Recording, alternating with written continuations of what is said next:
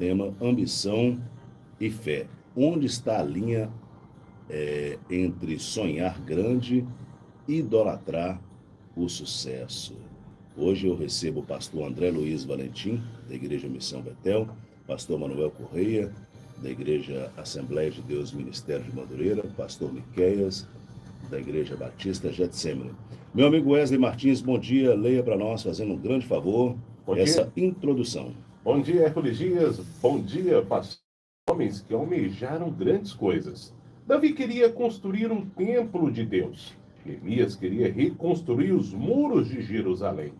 Paulo queria levar o evangelho até os confins da terra. Nenhum deles foi repreendido por sonhar grande. No entanto, a mesma Bíblia adverte contra o amor ao dinheiro e a busca pelo sucesso a qualquer custo. Essa tensão é real e o cristão contemporâneo vive no meio dela.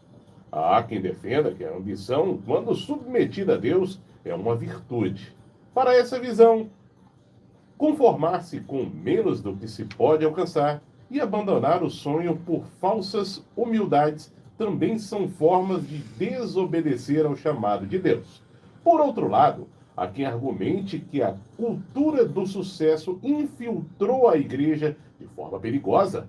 Para essa visão, quando o sucesso ocupa o centro da vida, mesmo com linguagem cristã, ela se torna um ídolo. A verdadeira fé produz contentamento, não acumulação. Diante disso, o que queremos esclarecer no debate de hoje é: onde está a linha entre sonhar grande e idolatrar o sucesso? É com você, mediador Hércules Dias e pastores convidados. Rede 89 Maravilha, a rádio de todas as igrejas que toca o som do céu.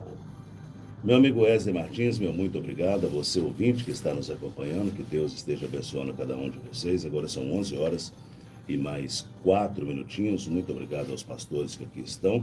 Que Deus abençoe cada um de vocês, tá joia? Wesley, coloca esse retorno para mim um pouquinho aqui, para captar ali que nós estamos ao vivo também no TikTok do pastor André e posteriormente no YouTube. Senão não capita ali, tá joia?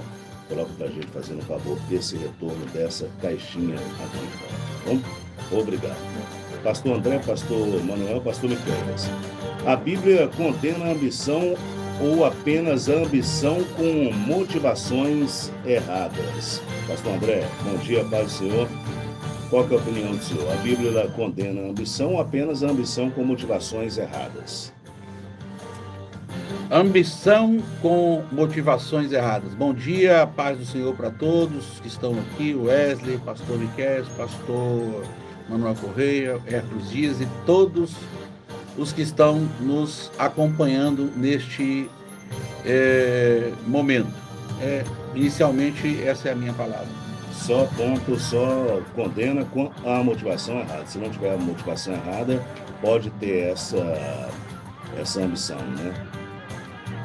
Nós vamos trabalhar isso aqui, tem vários textos aqui que vão trabalhar especificamente essa questão. Por exemplo, aqui em Filipenses 2:3 está dizendo: nada façais por ambição egoísta. Então aqui já tem um texto aqui para estar alertando para tomar cuidado, né? E a pergunta tem uma linha, não é isso? Isso. Idolatrar. Lá em cima tem ambição e fé, onde está a linha entre sonhar grande e idolatrar o sucesso. Essa linha aí é muito finíssima, né? Muito finíssima, e nós vamos trabalhar isso aí nos próximos minutos. Ok. Pastor Manuel Correia, da Assembleia de Deus Ministério de Madureira. Bom dia, paz do Senhor. Qual que é a opinião do senhor nesse item número 1? Bom dia, paz do Senhor. A Bíblia não condena a ambição saudável. A palavra grega para ambição, pilotim, significa literalmente estimar como a honra. Então, ser ambicioso por si só não é errado. É o que estimulamos ou honramos que pode ser um problema. Qual é o foco? A Bíblia ensina que nós devemos ser ambiciosos pelas coisas certas, com o objetivo de ser aceitos por Deus, de agradar a Deus. Isso nos ensinou que para sermos o primeiro no reino de Deus, nós temos que ser servos, né? Paulo diz assim, em Gálatas 1, versículo 10: pois busco eu agora a favor dos homens ou a favor de Deus? Eu procuro agradar aos homens. Se estivesse agradando a homens, não seria servo de Cristo. Então ele está falando aqui o mesmo que Jesus disse, que ele não buscava a glória dos homens, mas a glória de Deus. Então, a nossa ambição, qual o sentido dela? Qual o objetivo? Agradar a Deus ou agradar aos homens aqui na terra? Obrigado, pastor Manuel Correia. Pastor Miqueias, da Igreja Batista Getsemane, opinião do senhor, por favor. Bom dia, paz do Senhor. Bom dia a todos, bom dia ouvintes, trago um abraço carinhoso da família Getsemane. E acho que é um consenso. A Bíblia condena a ambição? Não. A Bíblia condena a ambição por motivações egoístas, erradas? Sim. Então isso aí é ponto de comunhão entre nós. Obrigado. Vamos lá então. Você que está participando aí, você pode mandar também a sua opinião, que nós vamos ler a sua opinião aqui, tá joia? Pelo 998-45-1089. O nosso muito obrigado, que Deus esteja abençoando cada um de vocês. Número 2. Paulo diz que aprendeu a ser contente em todo estado, em toda e qualquer situação, né?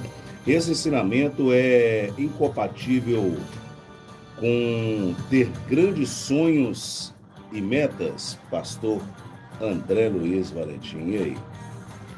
A gente for analisar aí a mentalidade dos autores do Novo Testamento, Jesus Cristo, Paulo, Pedro, João, o foco deles era totalmente na vida espiritual e no reino de Deus. Então, assim, em termos, aplicando a palavra ambição no contexto deles, eles estavam desejosos de espalhar o reino de Deus, de pregar a palavra de Deus, de viver uma vida intensa espiritualmente falando, e eles prezavam pelo contentamento em termos materiais. Então, se for analisar a mentalidade deles, o foco deles era vida espiritual, reino de Deus, céu, e dar graças por aquilo que eles tinham.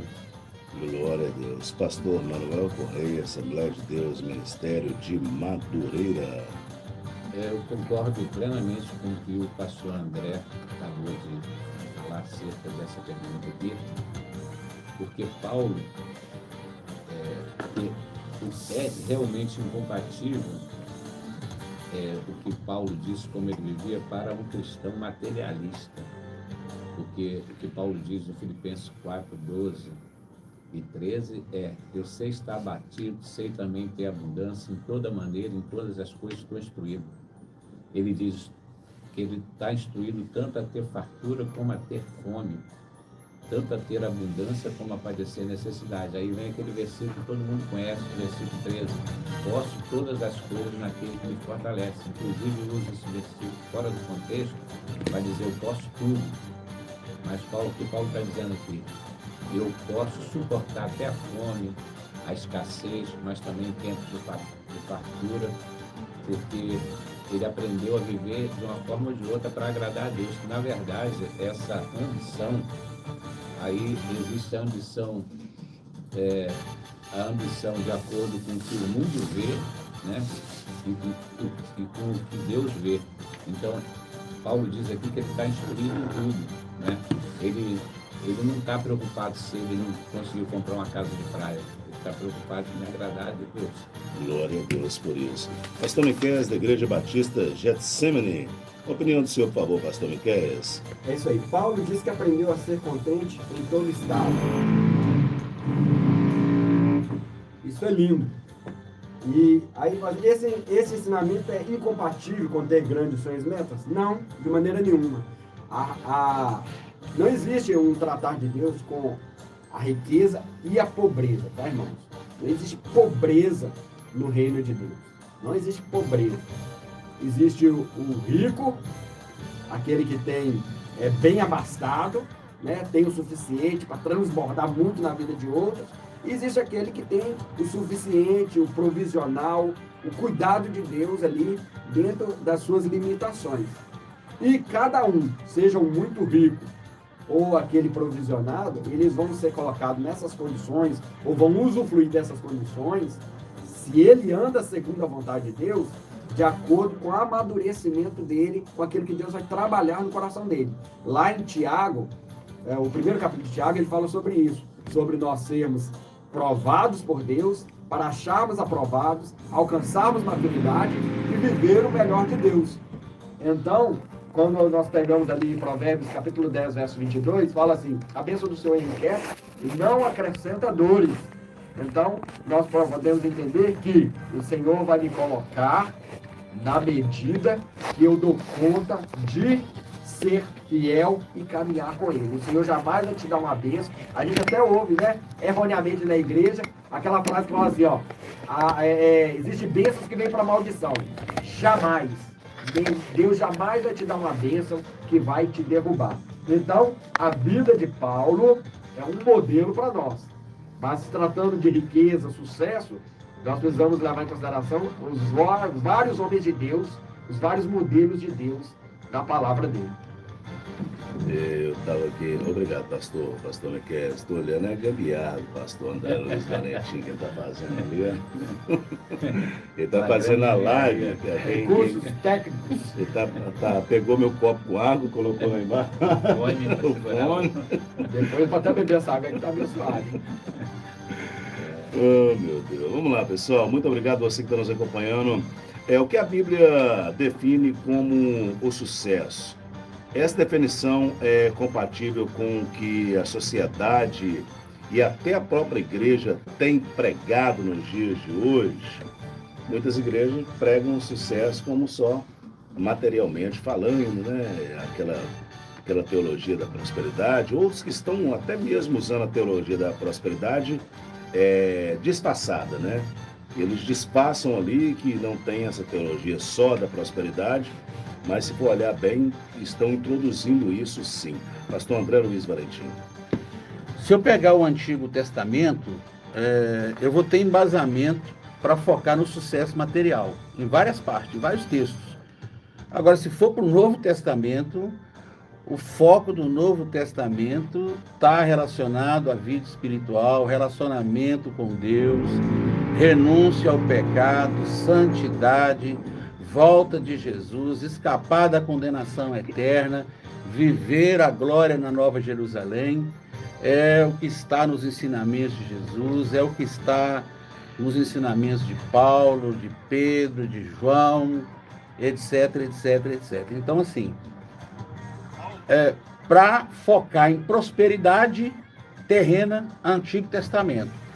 Para focar em prosperidade espiritual, Novo Testamento. E a Bíblia diz que o Novo Testamento, a Nova Aliança, ela é superior à Antiga Aliança. Então, assim, aí agora a gente tem que escolher, né, qual aliança nós vamos fixar na nossa vida. No nosso caso de igreja, é a Nova Aliança. Pastor Manuel Correia. Eu gostei muito dessa pergunta. O que a Bíblia define como sucesso? Será que a definição bíblica como sucesso é compatível com o que a sociedade vê?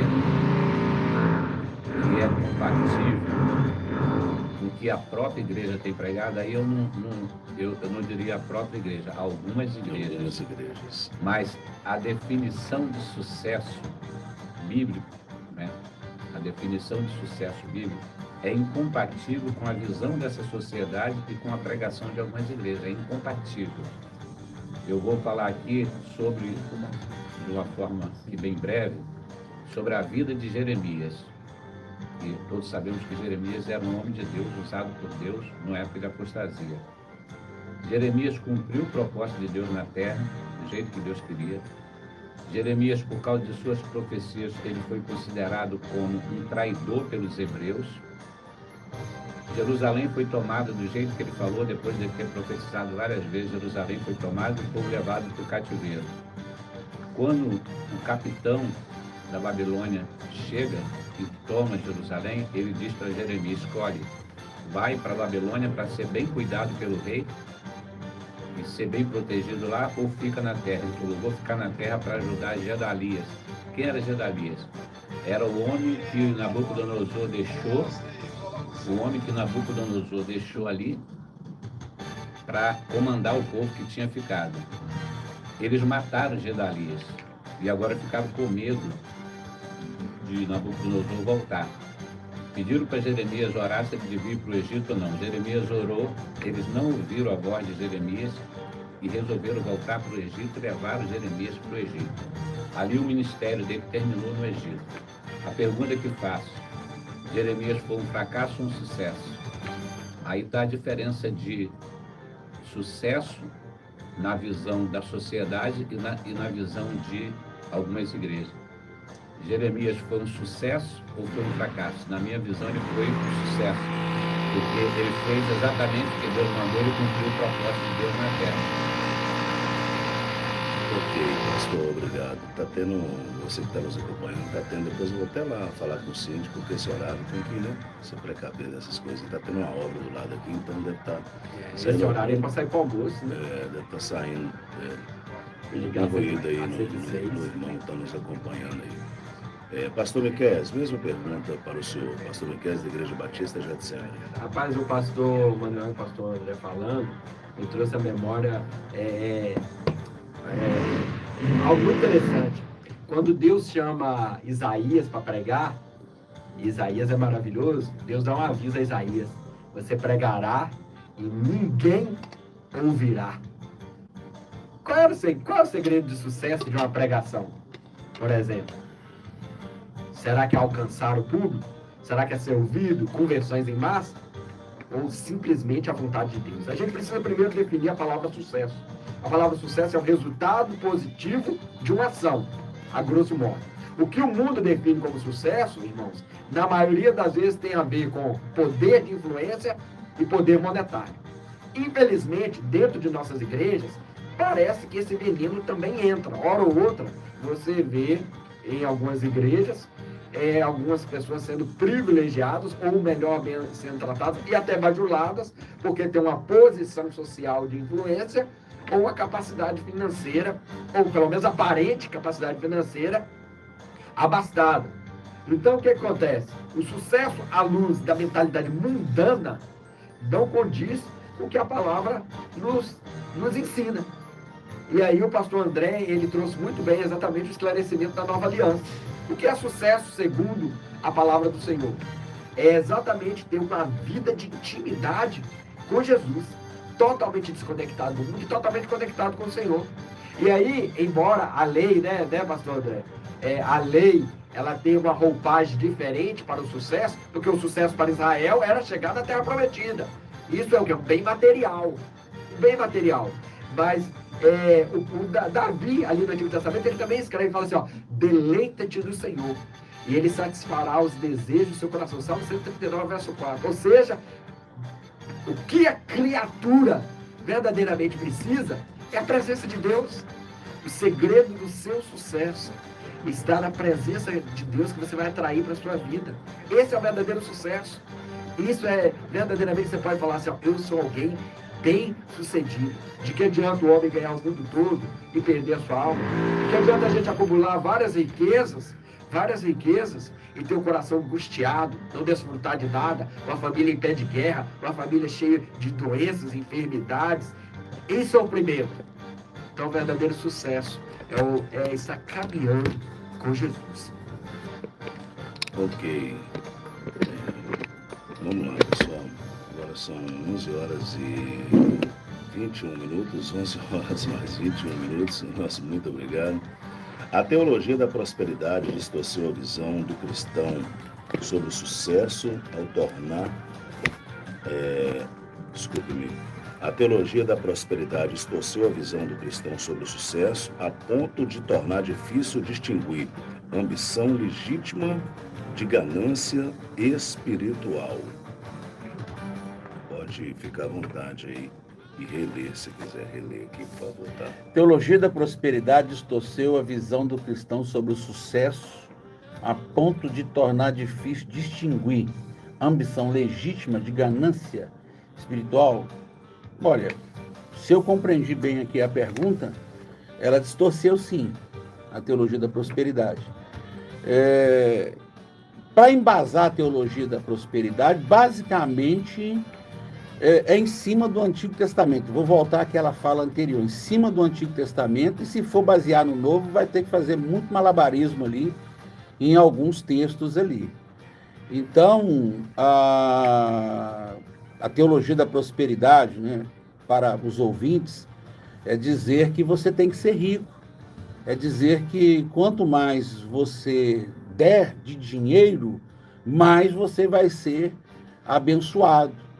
A teologia da prosperidade, ela diz que você não pode aceitar de forma alguma estar numa condição financeira difícil.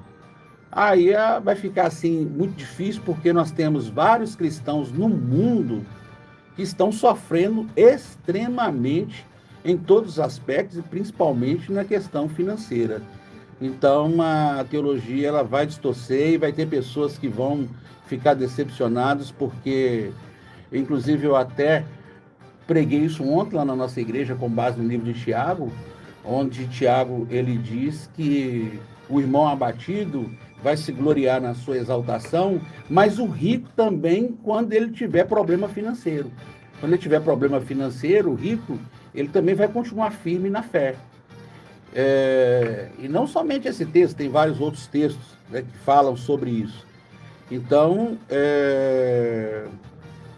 vai distorcer porque a pessoa vai ficar focado na questão material, e depois não vai dar certo, pode acontecer um problema e a hora que a pessoa se abate.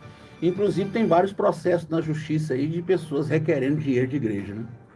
Hoje em dia eles estão pegando, o senhor tem que trazer um atestado de sã consciência, dependendo da igreja, para poder fazer alguma doação. Pastor Manuel Correia, a resposta do senhor. A minha resposta é exatamente a teologia da prosperidade distorceu a visão do cristão sobre o que é sucesso verdadeiro, né? Sucesso bíblico. Por quê? Porque essa teologia ela tem produzido cristãos materialistas e avarentos. O diabo foi o primeiro a pregar essa teologia da prosperidade. Em Mateus 4, quando ele levou Jesus a um alto monte e ofereceu a glória desse mundo e as riquezas dessa terra. Como que uma igreja que prega ou que foca na teologia da prosperidade vai ler um versículo como esse aqui de 1 Timóteo 6,7? Porque nada trouxemos para este mundo e é manifesto que nada poderemos levar dele. Tendo, porém, sustento e com que nos cobrirmos, estejamos com isso contentes. Então, determinados textos bíblicos, eles vão perder o sentido se eu sou adepto da teologia da prosperidade. E o pastor André falou aqui de uma forma correta. Geralmente a teologia da prosperidade é baseada no Antigo Testamento. Não que o Antigo Testamento ele dê base para se pregar o apego às coisas da terra. Mas no Novo Testamento, conforme muito bem falado pelo pastor André, tem que fazer um malabarismo. Infelizmente, esses malabarismos são feitos para dizer que Jesus teve casa de praia, para dizer que quando os magos do Oriente vieram visitar o menino Jesus, trouxeram camelos e camelos de ouro, de riquezas. Por quê?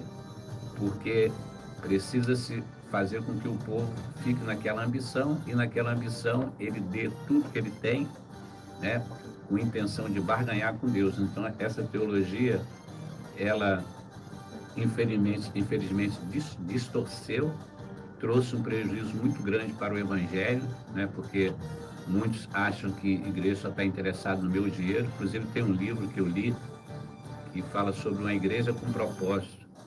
Não me lembro o autor agora. Isso, Rick Warren. Então, ele fala que antes de abrir a igreja, ele fez uma pesquisa em volta, na vizinhança, para saber qual tipo de música que o povo gosta, e perguntou qual era o motivo que impediria de uma pessoa ir na igreja. 90% respondeu dizendo, porque a igreja só quer o meu dinheiro. E foi baseado em pesquisa, hein? Em pesquisa. Não foi, né? E pesquisa em dólar, hein? É verdade. Pastor Miqueias, Então, irmãos, eu penso que essa pergunta ela poderia ser melhor compreendida se, em vez de colocar a teologia da prosperidade, colocasse os teólogos da prosperidade ou os ensinadores da prosperidade. Por quê? Porque existe uma teologia da prosperidade na palavra de Deus, no Antigo e no Novo Testamento. Existe um ensinamento da prosperidade. Irmãos, precisamos de pessoas abastadas e ricas no ministério.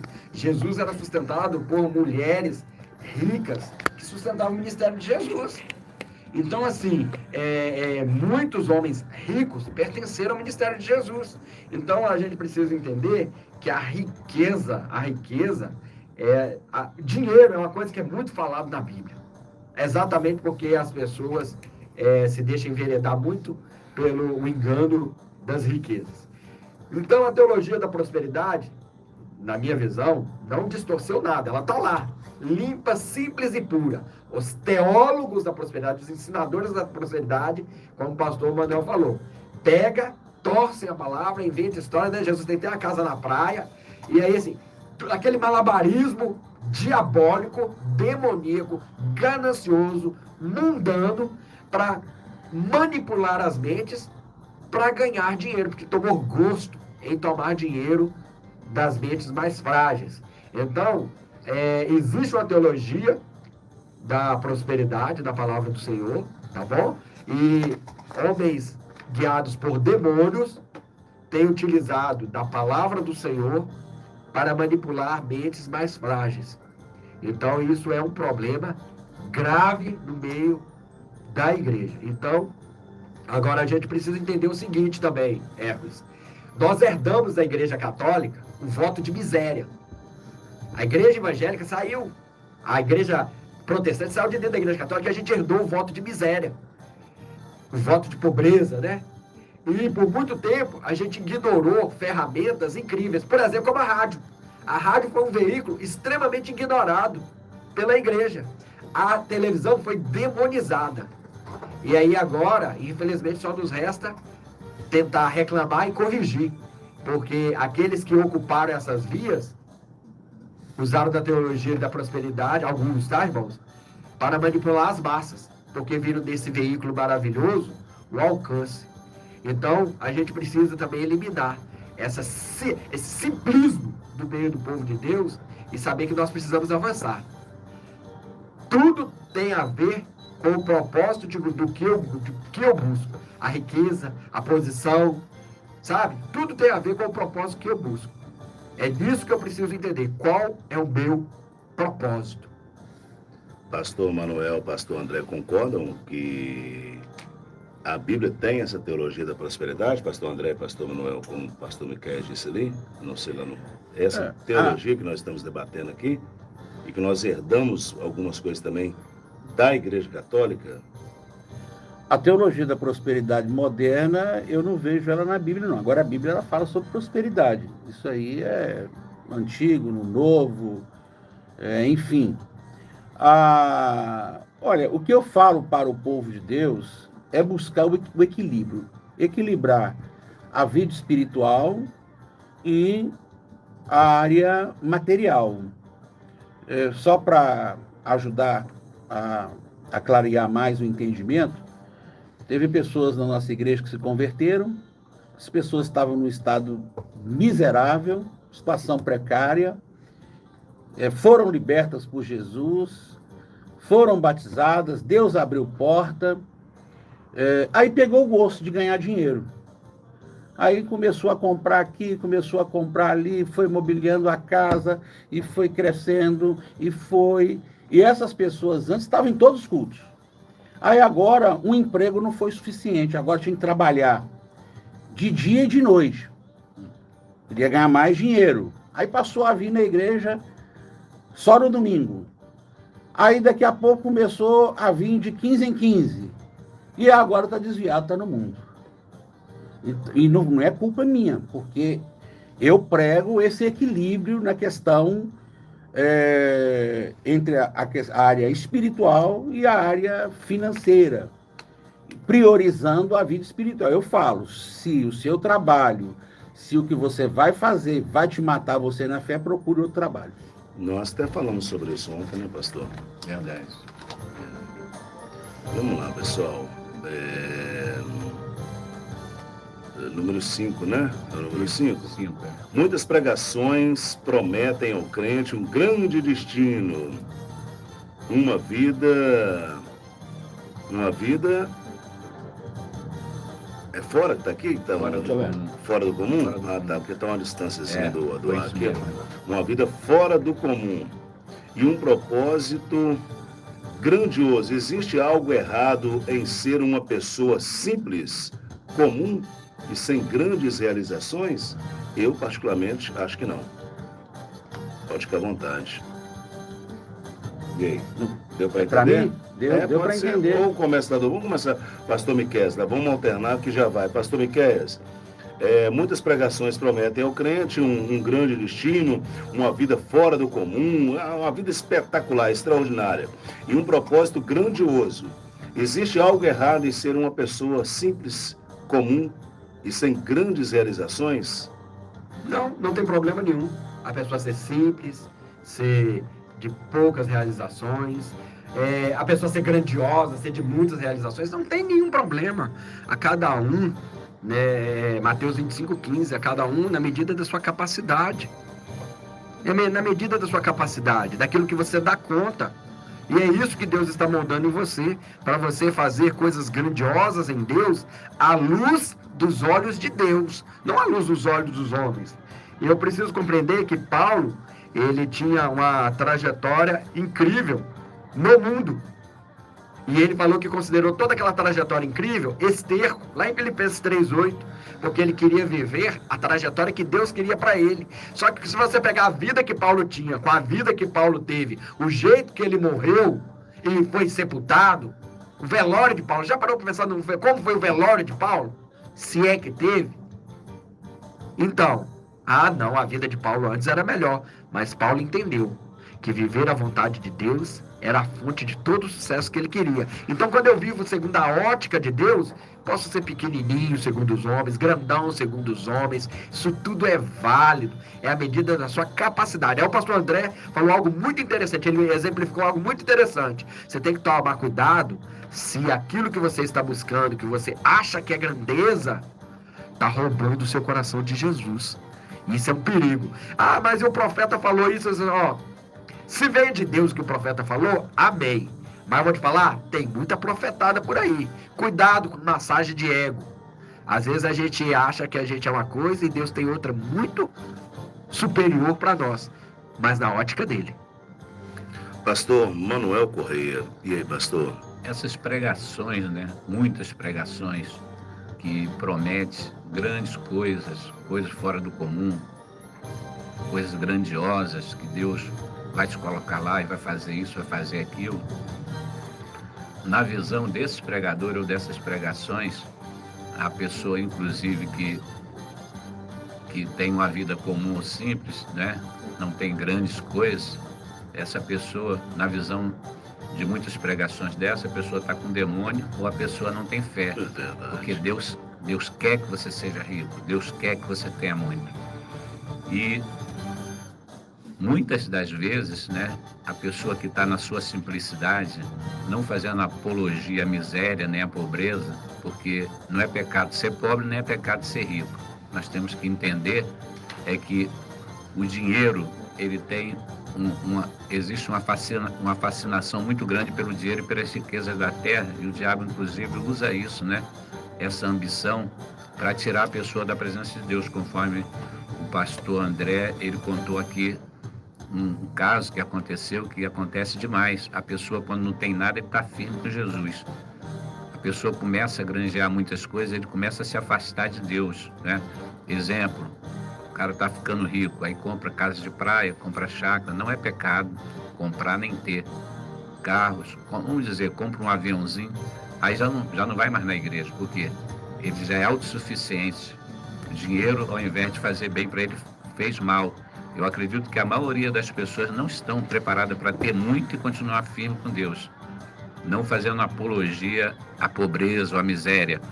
Mas existem pessoas simples que estão na vontade de Deus, que estão vivendo uma vida que agrada a Deus? Sim, na sua simplicidade. Em Atos capítulo 3, a Bíblia fala sobre 2 homens de Deus. Pedro e João chegaram no templo, na porta do templo, tinha um coxo, pedindo esmola. Não temos ouro, nem temos prata. Jesus precisava pagar o imposto, ele estava junto com os discípulos, e Jesus não tinha o dinheiro ali para pagar o imposto. Falou: Pedro, vai lá e pesca um peixe, na boca dele tu vai achar o dinheiro. Jesus não vivia esbanjando. Me lembro que uma vez eu conversando com o pastor André, com certeza que ele talvez nem lembre disso agora, e ele falou: pastor Marão, nós estamos numa era muito boa, porque olha como a situação era antigamente. De Eliseu e aqueles homens, os filhos dos profetas, estavam com fome, mandaram pegar uma erva, pegaram uma erva que era venenosa, botaram na panela. Na hora que começaram a servir para o povo, alguém gritou: a morte na panela. A situação era tão precária que Eliseu falou: pega a farinha. Ele nem jogou a erva fora, jogou a farinha na panela e comeram aquilo ali. Então, nós vivemos hoje numa época boa, mas aqueles homens eram homens de Deus e viviam simplesmente, né? A riqueza na ótica de Deus não é essa terrena não, porque essa terrena é passageira. O ferrugem vai comer, o ladrão vai roubar, mas é riqueza celestial. Então, biblicamente falando, o nosso foco não é nas coisas dessa terra. Precisamos, é bom a gente ter um carro bom, confortável, é bom a gente ter uma casa boa, todos nós, isso não é pecado. Mas a gente focar no materialismo é que vai tirar a nossa espiritualidade. Pastor Manuel, gostei da visão do senhor aí. Corretíssimo, tá joia? Você que está nos acompanhando, agora são 11 horas e 38 minutos. Pastor André Luiz Valentim, opinião do senhor aí dessa pergunta que nós perguntamos aqui nesse exato momento. Fique à vontade. A questão do irmão comum, simples, é isso? Exatamente. Ok. Eu não vejo problema nenhuma. Eu só vejo problema se ele ficar neurótico em relação a isso. Tipo assim, eu não consegui nada na minha vida, não arrumei nada na minha vida é um fracasso, minha vida é isso, minha vida é aquilo. Ele tem que estar bem resolvido com o que ele tem. Ele tem que estar tranquilo, ele tem que estar ali servindo a Deus, glorificando ao Senhor. Agora, se ele ficar nessa neurose aí, é bom, então, ele estudar, ou fazer um curso, ele procurar melhorar, enfim. Então, não tem problema nenhum a pessoa ser uma pessoa simples, comum, em termos materiais, mas tem que estar bem resolvido internamente, porque senão isso também faz mal para a vida espiritual dele também, vai atrapalhar, na minha visão, né? Ok, agora são 11 horas e 39 minutos, ao vivo, Rádio Maravilha FM, operando em Governador Valadares, em 106,5. Estamos aqui de segunda a sexta-feira, de 11 a 11h57. Número 6. O cristão que nunca arrisca e nunca sai da zona de conforto está sendo humilde ou está enterrando os seus talentos, pastor André? O cristão, ele tem que partir para cima. Aqui nessa vida, aqui nessa terra, nós temos que lutar, batalhar, evoluir, ampliar a nossa capacidade. Então, isso não tem nada a ver com humildade, não. Ele está deixando de progredir. Humildade é uma coisa. Permanecer na zona de conforto é outro item. Então, nós aqui na Terra, nós temos que lutar mesmo, batalhar, inclusive está lá no Gênesis, né, do suor do teu rosto comerás, né? E Paulo reforça isso lá no Novo Testamento. Quem não trabalha, não coma, né? Então, tem que lutar. Pastor Manuel Correia, e aí, esse cristão que ele nunca arrisca, ele zona de conforto, ou está sendo humilde, ou está enterrando seus talentos? Então, se ele nunca sai da zona de conforto para provar a humildade, isso não é humildade, porque aquele homem queria seguir a Jesus, Jesus falou assim: olha, os pássaros têm os seus ninhos e as raposas os seus covis, mas o Filho do Homem não tem onde repousar a sua cabeça. Então, o cristão, ele não deve ficar na zona de conforto. Por quê? Porque o Evangelho de Cristo não é confortável. Nós temos uma obra a realizar, lógico. tanto no campo espiritual quanto também no espírito, no material, né? Porque a gente precisa viver, precisa trabalhar com dignidade, sustentar a família, né? E viver de forma justa. Essa terra aqui não é terra para a gente ficar na zona de conforto. Jesus nos dá um exemplo, né? Em Mateus 25, a partir do versículo 14, da parábola dos 10 talentos. Aquele homem saiu e deixou 5 com um, 2 com o outro e 1 talento com o outro. E mandou eles granjear e mandou eles produzir. Então a gente não deve ficar na zona de conforto. Nós também não devemos deixar com que o materialismo sufoque a nossa vida espiritual. Temos que ter um equilíbrio nessa parte. Pastor Miqueias, opinião do senhor, por favor. Pecado, medroso, arrogante. Você que não sai da sua zona de conforto, você sabe que muitas vezes portas se abriram para você, mas por medo e por não querer sair da sua boa vida, você inventou 1001 desculpas e botou 1001 defeito em portas que era de Deus para a sua vida. O cristão não vive na zona de conforto. Se você está na zona de conforto, começa a se incomodar. O crente tem que se desafiar e arriscar. Crente nunca arrisca.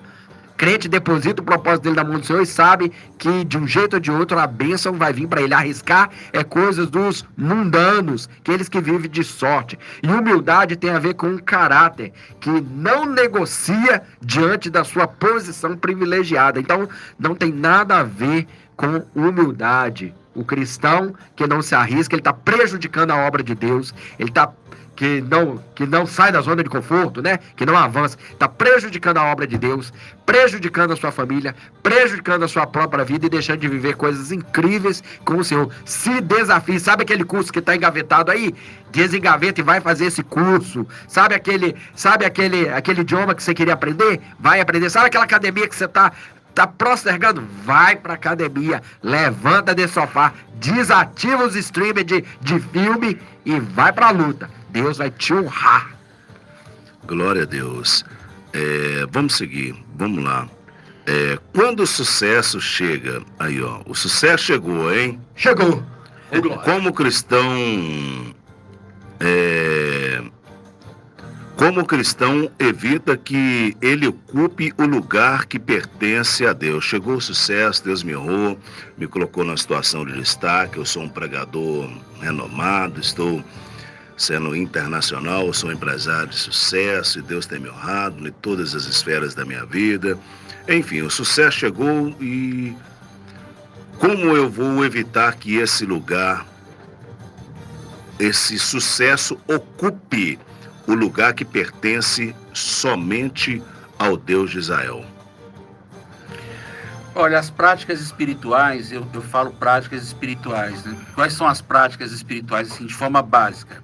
Estudo da palavra de Deus, oração, separar dias para você consagrar sua vida através do jejum, os cultos da igreja. Então, de forma básica, essas 4 práticas espirituais. Essas 4 práticas espirituais, elas devem ser constantes na nossa vida, independente da circunstância. Se é com doença, se é com problema financeiro, se é com prosperidade, se é com sucesso. Nós temos que criar esse hábito, estudo contínuo da palavra, vida de oração, separar lá os dias para se consagrar com jejum, estar sempre ali no culto. É dessa forma, porque, como diz o apóstolo Paulo, né, eu sei padecer necessidade, sei ter abundância. Então, ele mantinha o relacionamento com Deus, independente da situação. Pastor Manuel Correia, e aí? Quando o sucesso chega, para a gente evitar, né, que ocupe o lugar que pertence a Deus, isso é querer roubar a glória de Deus na hora que chegou o sucesso, nós temos que colocar a boca no pó, como diz Lamentações de Jeremias, manter na posição de humildade. Por quê? Porque o perigo não é quando a gente está embaixo, o perigo é quando a gente está em cima. É no sucesso que muita gente cai, porque ele quer roubar a glória de Deus. Existe uma frase que diz o seguinte: aplausos têm matado mais profeta do que as pedradas antigamente. Então a gente tem que vigiar muito quando o sucesso chega, quando a gente está bem, né? Quando a gente está no alto é o perigo de cair. E muitas pessoas caem quando ele chega lá em cima, porque ele quer roubar a glória de Deus. Ele quer a glória que é só devida a Deus. A gente, sim, deve receber a honra, se alegrar com o sucesso, mas sempre entender que foi porque Deus fez, porque Deus é e porque Deus está sustentando. Ok, pastor Manuel Correia, Assembleia de Deus, Ministério de Madureira. Pastor Miqueias, opinião do senhor, por favor. Os pastores trouxeram uma riqueza de informação. Eu poderia listar para você 20 técnicas para você ser próspero e não se afastar do Senhor. Mas eu quero que você anote só 3 aí. Pega papel e caneta e anota. A primeira, o pastor André exemplificou muito bem. Eu preciso ter uma vida devocional. Eu preciso ter uma devocional. E é todo dia. Ah, pastor, é quantas vezes por semana? Todo dia, de preferência 3 vezes por dia, colega. Vai ter tempo com Deus. Tem que tirar tempo com Deus. Se você não tira tempo com Deus, você nem está pronto para prosperar. Nem está pronto para ter sucesso. Entendeu? Então você tem que ter tempo com Deus. Porque vai ser a primeira coisa que o diabo vai tentar te roubar. Ele vai tentar desativar a sua caminhada com Deus. Segundo, dar ouvido. Se você é uma pessoa de Deus, Deus vai tocar no seu pastor para te falar: irmão, você está faltando demais, irmão. E você vai falar: não, pastor enjoado, pastor só quer saber que a gente vai na igreja. Mas é cuidado de Deus, porque Deus só corrige o que ele ama. Então você aproveita que você está sendo amado. Você está sendo corrigido, está sendo amado. Então você tem que aprender a dar ouvido. Tem gente que escuta a gente, sabe, pastores? Mas ele não dá ouvido. E Deus não quer pessoas que escutam. Deus quer pessoas que dão ouvidos. E o terceiro e último é a maior ferramenta, mais maravilhosa ferramenta de todo ser humano, que você precisa usar na sua vida. E é você, amado. É você que tem que usar. A observação. Eu preciso aprender a observar os meus caminhos. Fazer uma medida, sabe? Antes e depois do sucesso, como é que eu estou? Será que eu não estou começando a vender, a negociar os meus princípios, as minhas prioridades? Então, se eu sou um observador, porque é a próxima coisa que o diabo vai tentar fazer, te cegar. Você vai ficar tão distraído, você vai ficar cego para ver o que está acontecendo na sua vida. Quando você assustar, todo lamaçal do pecado, bem que o meu pastor me avisou, por que eu não dei ouvido? Mas se você for um observador ativo, o Espírito Santo promete que ele não deixará os seus enganados. Você não vai ficar enganado. Glórias a Deus. Obrigado, pastor Miqueias, da Igreja Batista Getsemane. Vamos lá. Agora são 11 horas e 49 minutinhos. Um bom dia para você que está acompanhando aqui o Diálogo, o Debate Maravilha em 106,5.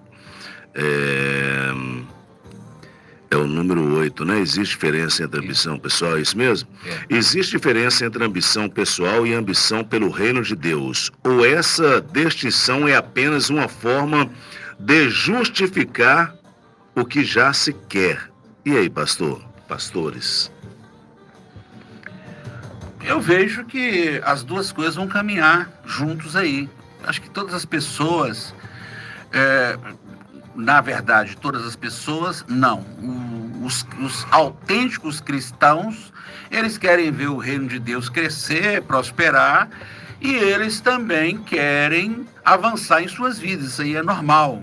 Eu vejo com normalidade isso aí. Então, eu percebo que para o autêntico cristão não é uma justificativa para focar só na questão terrena. Agora, tem pessoas que realmente vão tentar fazer uma negociata aí. Mas o autêntico cristão, ele quer ver o reino de Deus avançar, quer ver as almas salvas, quer ver o povo convertido, a igreja edificada, e também quer avançar na sua área intelectual, na sua área profissional, na sua área financeira. Eu vejo isso com normalidade. Pastor Manuel Correia.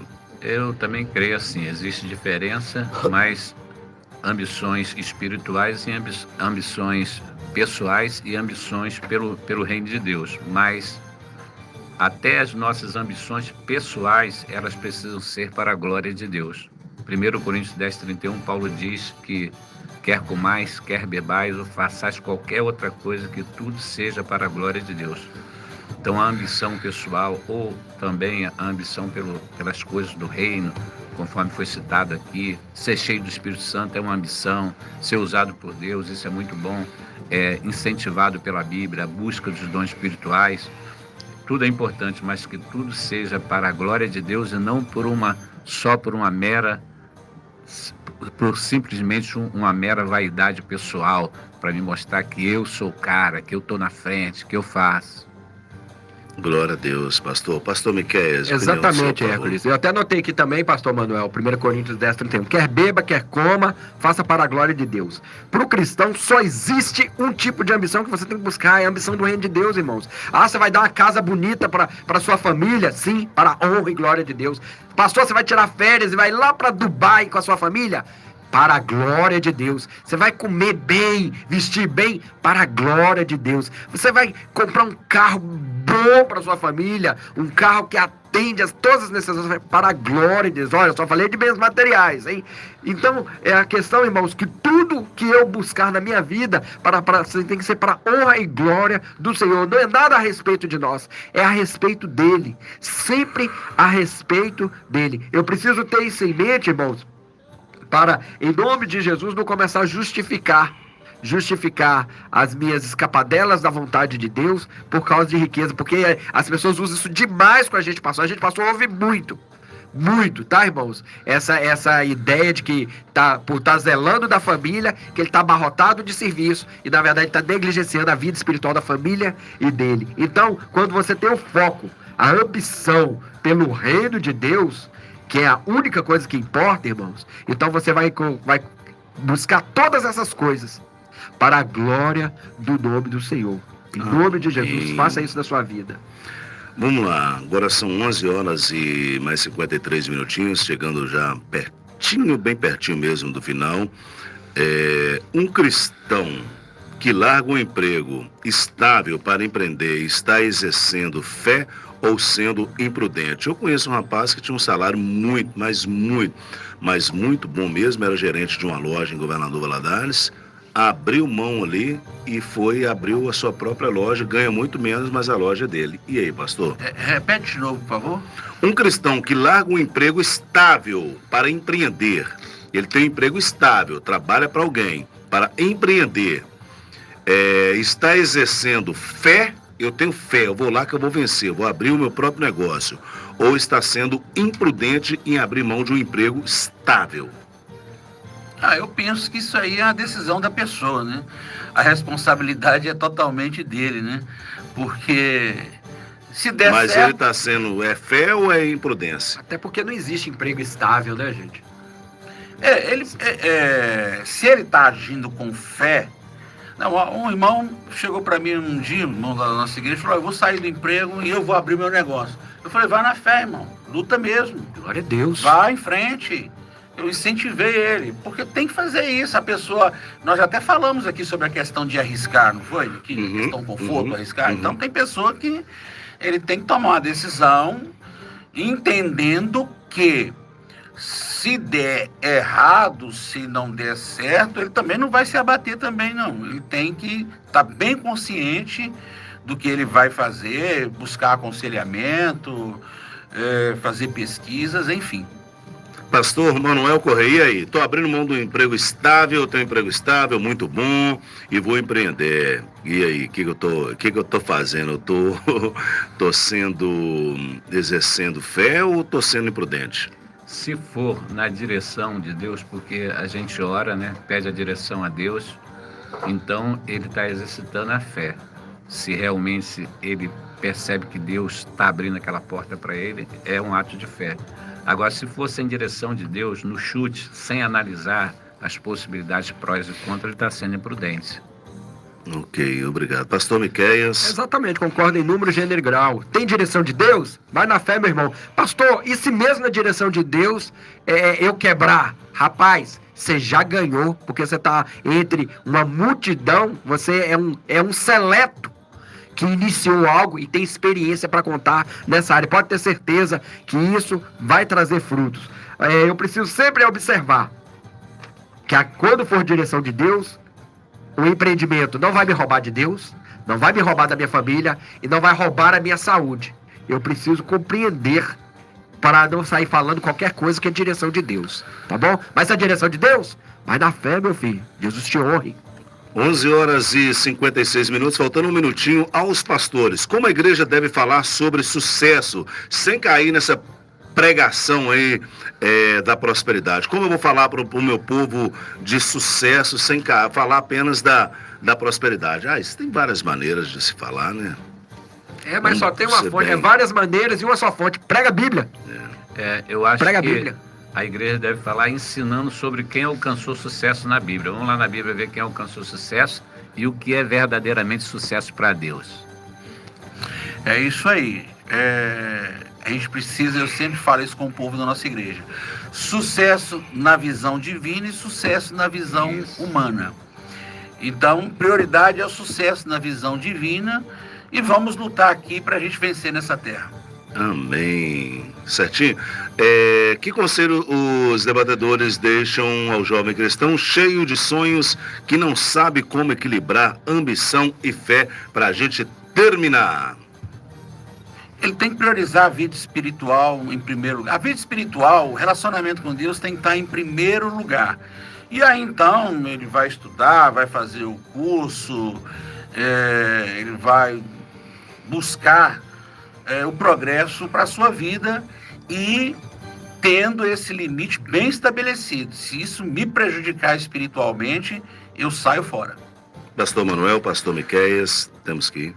Procurar estar no centro da vontade de Deus, porque você vai prosperar em todos os seus caminhos. Josué 1:8, né? Não medita de dia e de noite para que você seja próspero no caminho do Senhor. Faça a segunda pergunta. Em meus passos, o que faria Jesus? E você vai ser um sucesso em tudo que você escolher, fazer e intentar. Vai na fé. Meus amigos, muito obrigado e até amanhã, se assim o Criador nos permitir. Obrigado, pastores. Fiquem na paz.